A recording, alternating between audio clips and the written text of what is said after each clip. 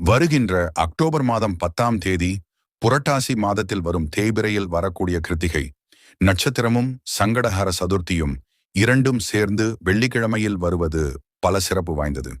அன்று என்ன செய்யலாம், என்ன செய்யக்கூடாது என்பதை பார்க்கலாமா? நீங்கள் முருகன் விநாயகர் பக்தராக இருந்தால் இந்த வீடியோவை லைக் செய்து உங்களுக்கு பிடித்த தெய்வத்தின் பெயரை கமெண்ட் செய்யவும். பொதுவாக கிருத்திகையும் சங்கடஹர சதுர்த்தியும் சுக்கிர பகவானுக்கு உரிய வெள்ளிக்கிழமையில் வருவது மிகவும் உகந்த நாளாகும். இந்த நாள் அன்று விரதம் இருந்து முருகனையும் விநாயகரை வழிபட்டால் வீட்டில் செல்வ செழிப்பும் மன நிம்மதியும் அதிகரிக்கும்.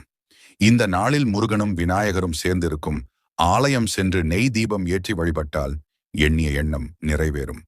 வெள்ளிக்கிழமையில் வருவதால் அன்று மாலை விநாயகருக்கு தேங்காய் மாலை சாற்றி சிதறு தேங்காய் உடைத்து வழிபடுவது நன்மை அளிக்கும். தேய்பிறை கிருத்திகை அன்று முருகன் சன்னதியில் 6 வெற்றிலை தீபம்